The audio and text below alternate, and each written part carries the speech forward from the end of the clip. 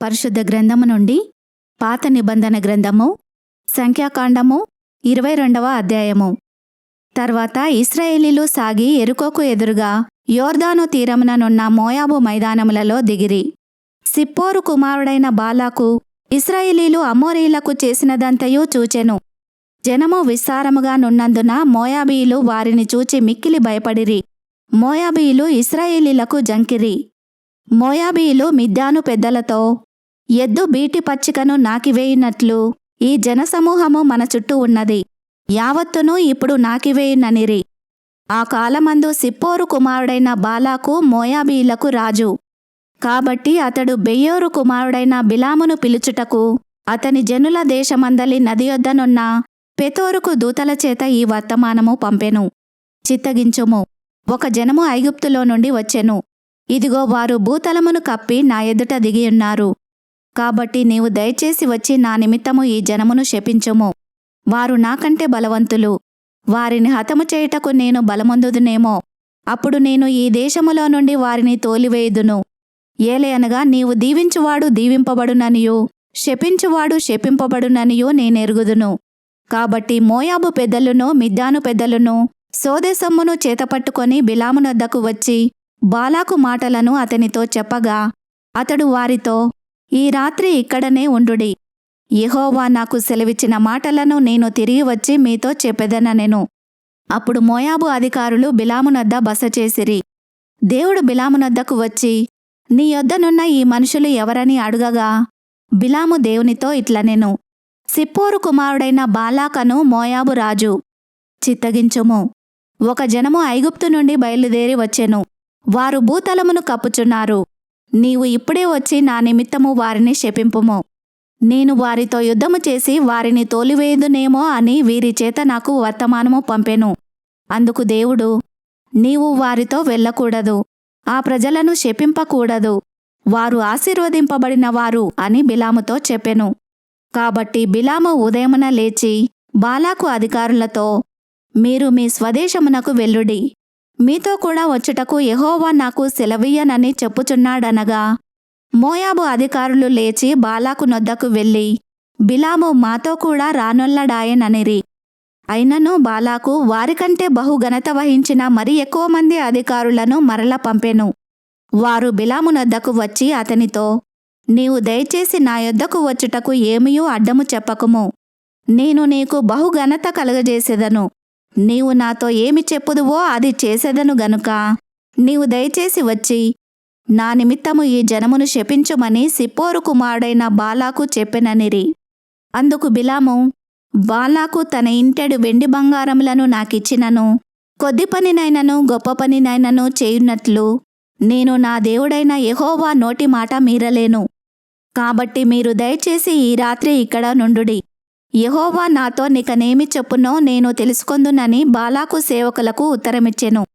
ఆ రాత్రి దేవుడు బిలామునొద్దకు వచ్చి, ఆ మనుషులు నిన్ను పిలువవచ్చిన ఎడల నీవు లేచి వారితో వెళ్ళుము. అయితే నేను నీతో చెప్పిన మాట చొప్పుననే నీవు చేయవలెనని అతనికి సెలవిచ్చెను. ఉదయమున బిలాము లేచి తన గాడిదకు గంత కట్టి మోయాబు అధికారులతో కూడా వెళ్ళెను. అతడు వెళ్ళుచుండగా దేవుని కోపము రగులుకొనెను. యెహోవా దూత అతనికి విరోధి అయి త్రోవలో నిలిచెను. అతడు తన గాడిదనెక్కి పోవుచుండగా అతని పనివారు ఇద్దరు అతనితో కూడా నుండిరి. యెహోవా దూత ఖడ్గము దూసి చేత పట్టుకొని త్రోవలో నిలిచియుండుట ఆ గాడిద చూచెను గనుక అది త్రోవను విడిచి పొలములోనికి పోయెను. బిలాము గాడిదను దారికి మలుపవలనని దాని కొట్టగా యెహోవా దూత ఇరుప్రక్కలను గోడలు గల ద్రాక్షతోటల సందులో నిలిచెను. గాడిద యెహోవా దూతను చూచి గోడ మీద పడి బిలాము కాలును గోడకు అదిమెను గనుక అతడు దాని మరల కొట్టెను. యెహోవా దూత ముందు వెళ్ళుచు కుడికైనను ఎడమకైనను తిరుగుటకు దారిలేని ఇరుకుచోటను నిలువగా గాడిద యెహోవా దూతను చూచి బిలాముతో కూడా క్రింద కూలబడెను. గనుక బిలాము కోపము మండి తన చేతికర్రతో గాడిదను కొట్టెను.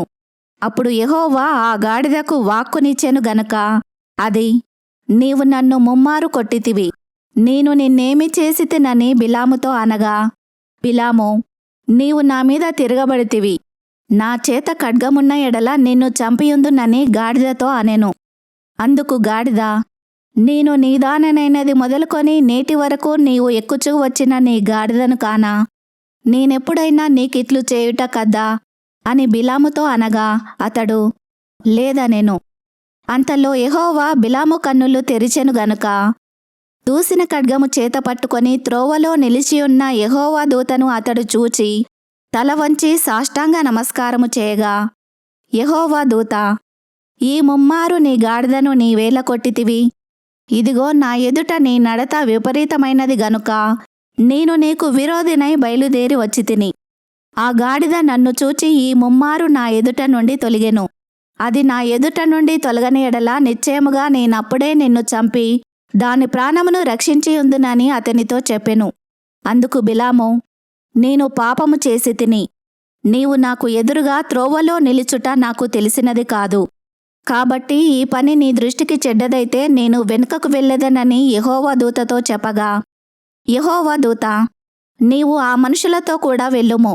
అయితే నేను నీతో చెప్పు మాటయే గాని మరేమియూ పలకకూడదని బిలాముతో చెప్పెను. అప్పుడు బిలాము బాలాకు అధికారులతో కూడా వెళ్ళెను.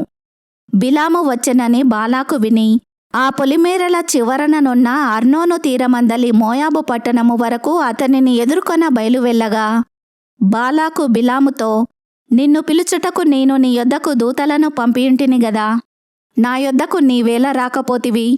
నిన్ను గనపరచ సమర్థుడను కానా అనెను. అందుకు బిలాము, ఇదిగో నీ యొద్దకు వచ్చి తిని. అయిననేమి, ఏదైనను చెప్పుటకు నాకు శక్తి కలదా? దేవుడు నా నోట పలికించు మాటయే పలికెదనని బాలాకుతో చెప్పెను. అప్పుడు బిలాము బాలాకుతో కూడా వెళ్ళెను. వారు కిర్యత్ హుచ్చోతుకు వచ్చినప్పుడు బాలాకు ఎడ్లను గొర్రెలను బలిగా అర్పించి కొంత భాగము బిలాముకును అతని యొద్దనున్న అధికారులకును పంపెను. మరునాడు బాలాకు బిలామును తోడ్కొని పోయి బయలు యొక్క ఉన్నత స్థలముల మీద నుండి జనులను చివర వరకు చూడవలెనని అతనిని అచ్చోట ఎక్కించెను.